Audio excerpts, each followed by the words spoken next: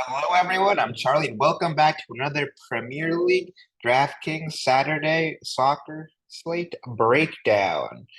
All right, we got a large slate on our hands. We're going to be try to be kind of concise on this. We've got what is it, a five gamer? No big traditional top six team. Like we got no City, no Liverpool, no Arsenal. It's kind of just wide open and every which way. Like you can kind of go really anyone and make an argument for any of these guys. Like they've all got some decent players that I'm going to talk about here. In terms of the odds, we've got a couple of minus favorites in Villa and Everton and Bournemouth, but not by an insane margin, just minus hundreds. In terms of projected lineups for Villa, it's this, which should lead to a Louise and probably Bailey split. We could see McGinn split with Louise. We could see Digne and maybe even he'd split with Louise. They've always kind of switched a lot. But Louise is the guy who I'd say will take for sure. He might even take everything for what we know with Villa. Like they're always so inconsistent. And he's on penalties. The big thing for Villa is no Ollie Watkins in the starting lineup. Doubtful currently. He might not even be in the squad, but he's not starting for sure. All right. In terms of Brentford, Mbuemo is supposed to make his first start back from a long injury. If he's in, I feel like he'd take sets. He'd probably split with Jensen. Jensen's going to take for sure. Just whether Reguilon, who's also coming back after his red card, it's just between both of them to split with Jensen. Like they've never played together before. Reguilon came into the club after Mbuemo got injured. So it really could be either of them. I just feel like Mbuemo is more likely to take charge of them just because he's kind of one of their main guys. He kind of was the main guy at the beginning of the season because Tony was also suspended. So that's my thoughts on them. For Everton, Dwight McNeil and James Garner split. I thought Ashley Young would take during the midweek game when there was no Garner, but it just ended up being a McNeil monopoly. So even with no Garner, it'll just be McNeil everything likely. All right, for Burnley, Brune Larson on everything right now. We could see Cullen maybe take, but Brune Larson's kind of locked it down and he's playing well right now. So I don't really see any reason why they change that. For Fulham Newcastle, Pereira monopoly. And with no Trippier, we've seen Murphy take the lion's share. We've seen Hall split a tiny bit. We've seen Gordon take a pinch, but mostly Murphy in this team. I didn't mention Guimaraes either. He could also take a little bit. He took a free kick or two last game. Oh yeah, and Willian could take a little bit too. Like he's taken a little bit more even than he has been in the last couple of weeks. I know Pereira's been getting subbed a little bit, which kind of skews a little bit. Like Willian will take a couple corners when Pereira's off, but even when they're both on, Willian will still take a little handful, but mostly Pereira. All right, Luton, Bournemouth, mostly Doughty. We could see Barkley take a couple of set pieces, but Doughty's the main guy for them. For Bournemouth, Lewis Cook took almost everything last game. Tavernier didn't take a thing, which was kind of bizarre since he's always kind of been one of the guys that takes for them. But Billing took a little bit when he was in last game. Cook took both sides, even from center back, which was wild to see. So mostly Cook, maybe a little bit of Christie, maybe a bit of Tavernier, but Cook's kind of the guy now and then. Wolves West Ham. In this lineup, it should be a Sarabia monopoly, which is pretty intriguing. We could see Tommy Doyle in though, and he'd maybe split. And then the other interesting thing about them is Aït-Nouri. He's kind of playing super high up. He got that goal last game. Like he's got a lot going for him too right now in this lineup. All right, for West Ham, ooh, they have no Ward Prowse in projected. That's super interesting. I feel like if that's the lineup, it should be Bowen and Emerson splitting. Bowen was already splitting with Ward-Prowse recently anyway, and there's no really right-footed option to replace Ward-Prowse's stats. So I think Emerson will end up just doing outswingers and then Bowen in swingers, even though they're both lefties. All right. In terms of prices, Ishak's most expensive forward. Like you could really make an I think you make an argument for any forward on this entire slate because of how open this is. Like Ishak's good, Cunha's good. Cunha back is super interesting since he's always super owned on these kinds of slates. I worry a little bit about how long he gets considering he hasn't started lately, but he's put up just some crazy, crazy numbers, but he's very expensive is his issue. Bowen, he's splitting for sure. Like he's been super consistent. He had 10 crosses last game against Tottenham. That's pretty crazy to see. Like I can make an argument for any one of these guys. Gordon, he's a good player. He gets points. Might take a little bit of set pieces. That's another guy you can go. Really, any of these guys. Like for cash though, I'm going to probably target set pieces just because it's just a slight edge over these guys. Although any of them can really get there. But Dwight McNeil, favorable matchup against Burnley, always gets there kind of guy. You know what his role is going to be. He's going to take set pieces. He's going to play 90. Like he plays 90 almost every game. Like McNeil's just a solid option here. Are the Everton the biggest favorite on the slate? No, but they're up there. So McNeil, I'm playing him for cash for sure, I think. Probably in my core. And then really any of these guys. Tony, Muniz, Solanke, Bailey. I'm interested in Bailey for cash, honestly. He's kind of a flory looking forward. He goes 90 often. They rest him midweek, so I don't see a reason why he doesn't get a ton of minutes this game. They just announced that Jacob Ramsey's probably out for the season. That's another guy that is in a similar position to him that's now can't compete with him. So I can get behind Liam Bailey in cash. But yeah, like all those guys that I mentioned a second ago, all in play. Brune Larson, he's been super hot, but I feel like he's getting to that point where he's a little too expensive for me. And now because of his hot form, he's just been inflated a little too much for my liking. I like him more when he's in that 5 to 6K range. It's 7. It feels a little much on this slate when there's so many good options. But for GPP, like why not? Like any of these guys, you can really, really go. Like I said, Willian, another guy, small share of set pieces. This 57 minutes was actually because they subbed him on at the 30th minute when they made that triple sub last game. So don't be fooled by thinking he was getting subbed early. And look at these numbers. He had 57 minutes, 9 points, 90, 14, 97. Another super flory forward. Another guy who I think is in strong consideration for cash. I'm just looking at cash just as the way I'm deciding what kind of forwards I like in cash is by what floor they have because like everyone's a good play. Like there's not going to be like a super ceiling forward who's guaranteed to score. They all could, but that's just there's a small differential that I'm just going to use kind of just so every single forward isn't in play in cash because they really are in GPP. Like any of them can get there. But the thing about the floor guys is that the ceiling guys need their goal. The floor guys, if they get it, they're on 24 points. If they don't, they still have 12. Like they're basically starting a goal up on like these big ceiling guys. Not saying those big ceiling guys can't just get like 3 goals anyway, like Acuna and screw you anyway. But that's just the way I play cash. I'll take my chances if that happens. Embuemo, 6,700, super cheap. I just worry a little bit about his minutes, a little bit about his role in the team with Reguilon in.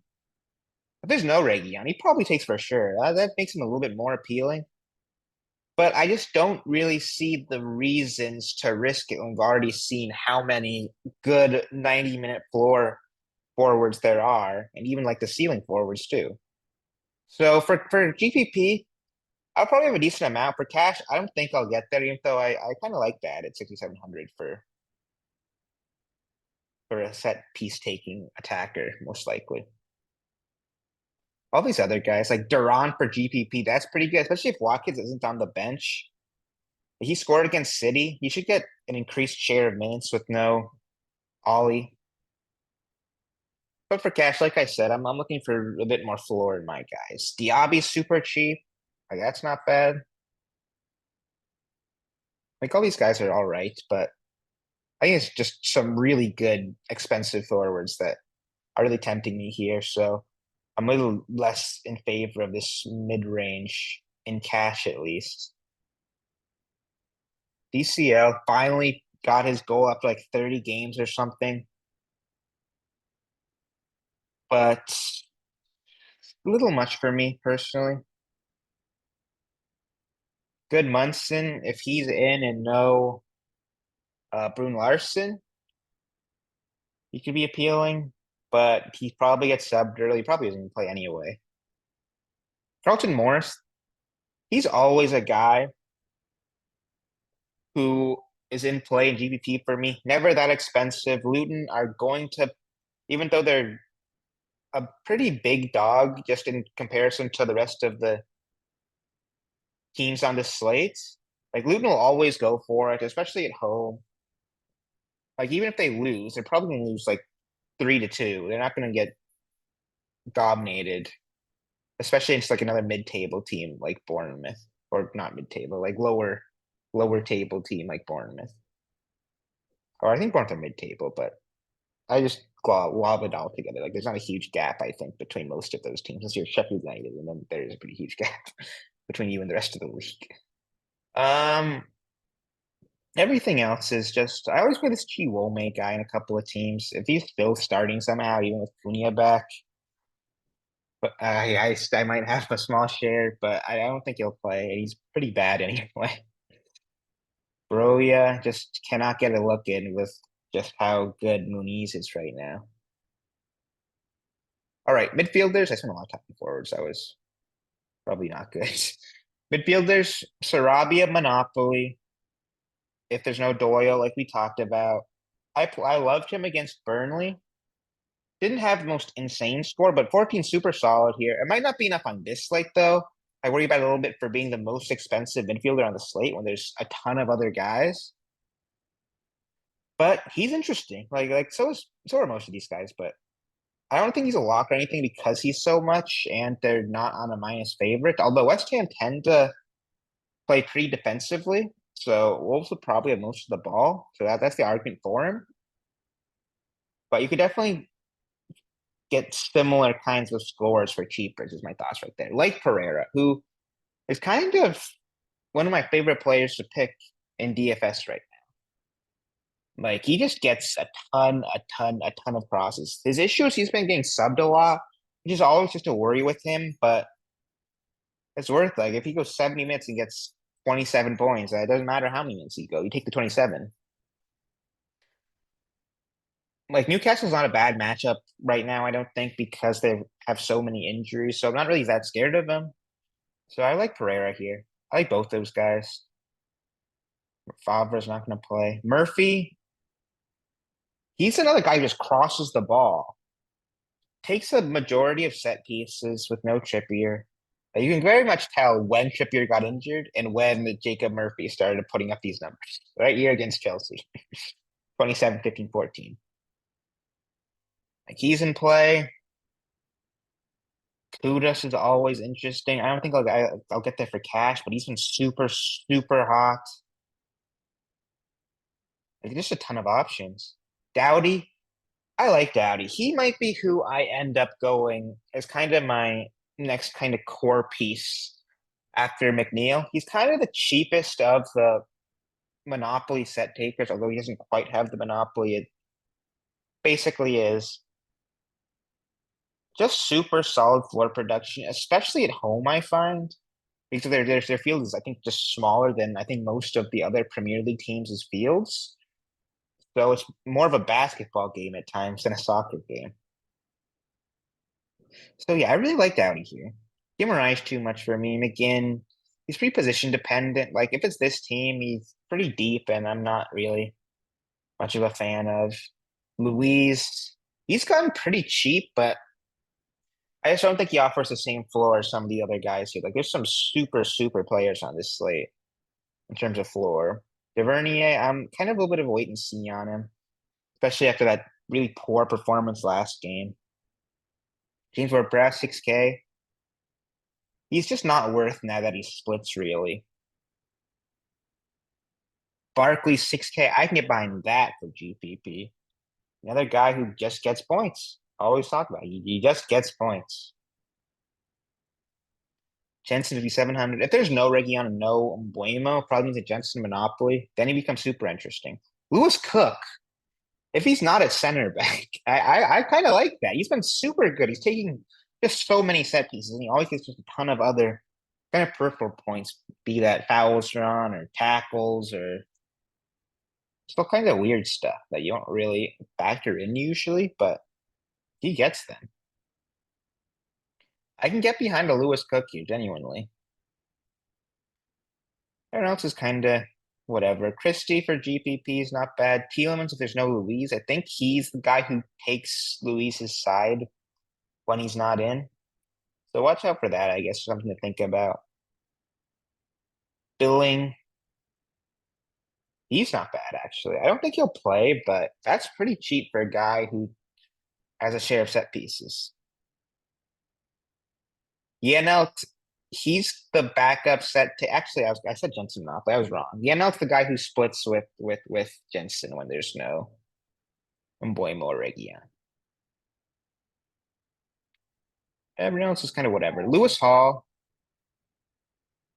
share set pieces. He's a left back, which bothers me a little bit that he gets that mid position. But I don't mind him for that cheap. He was 3,200 last game, which made him just an ultra lock for me. But 3,900 is still pretty cheap. Like I don't mind that as a value play. Tommy Doyle, kind of same thing as all potential set pieces, cheap. I don't mind that either. Those are the big names here. Everyone else is whatever. What am I on? Why is my I screwed up anyway, but there we go. All right. Defenders with no Trippier, there's no standout defender really. Nori's probably the best on paper just because he's playing further up the field, so he's got that little bit of upside compared to the rest of these guys. Kenny Robinson's though always super solid for floor. Like that's not bad. Both those guys are all right. Dinier, if there's none of the other guys being Bailey and McGinn, maybe take some set pieces. I just think Alex Moreno is too much of a threat to his minutes is the issue there. Like they probably one goes 60, they get subbed and gets 30. Ashley Young, I like how he's playing as like a winger despite being classified as a defender. So I like that a little bit, but I just am not a fan when he doesn't have set pieces anymore. Doherty, he's pretty attacking. Like he put up some really good numbers for Wolves in the championship. Wolves kind of send their wingback super far forward. He doesn't cross a ton is his issue, but I don't think he'll be owned. I think that's a pretty good differential play. Region, if there's no Mbuemo, I like him a lot.